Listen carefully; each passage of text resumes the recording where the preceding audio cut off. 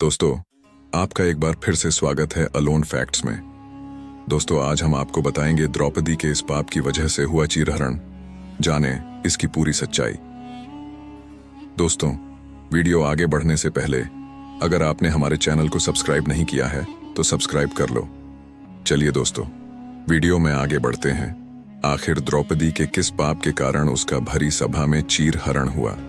तो आइए जानते हैं कि द्रौपदी ने कौन सा पाप किया था जिसके कारण अनेक योद्धाओं से खचाखच भरे हुए हस्तिनापुर के सभा भवन में उसके वस्त्र उतारकर उसे नग्न करने का प्रयत्न किया गया।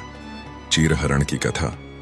जब धर्मराज युधिष्ठिर कौरवों से जुआ में अपना सब कुछ हार गए और द्रौपदी को भी दांव पर लगाकर हार गए, तब दुर्योधन ने अपने भाई दुशासन को द्रौपदी को बीच सभा भवन में लाकर उसके वस्त्र उतारने का आदेश दिया। दुशासन जब पांचाली का चीर खींचने लगा तो उसने सभा भवन में उपस्थित सभी लोगों से मदद मांगी, लेकिन किसी भी व्यक्ति ने द्रौपदी की कोई मदद नहीं की।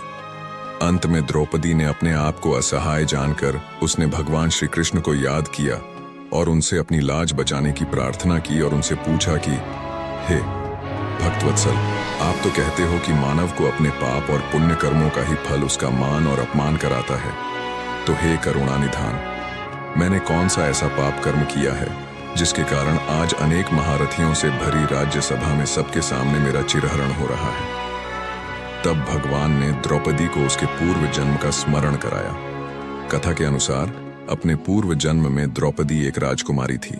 एक दिन जब द्रौपदी अपनी सखियों के संग गंगा स्नान के लिए जा रही थी तो उसने देखा कि गंगा में एक संत स्नान कर रहे थे और उनके अंग वस्त्र गंगा के किनारे रखे हुए थे। यह देखकर द्रौपदी को शरारत करने का विचार उसके मन में आया और उसने अपनी सखियों के साथ मिलकर उस संत के अंग वस्त्र एक स्थान पर छिपा दिए और चुपचाप किसी दूसरे घाट पर स्नान करने के लिए चली गई।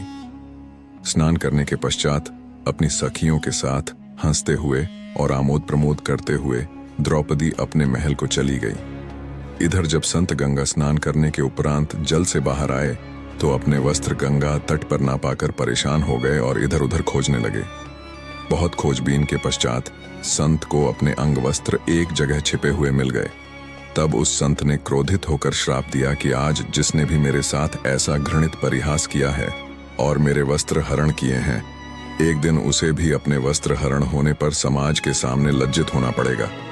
इसी श्राप के कारण द्रौपदी को यह अपमान झेलना पड़ा, परंतु भगवान श्री कृष्ण की भक्त होने के कारण भगवान ने उसकी पुकार सुनी और उसके चीर को बढ़ाकर उसके सम्मान की रक्षा की।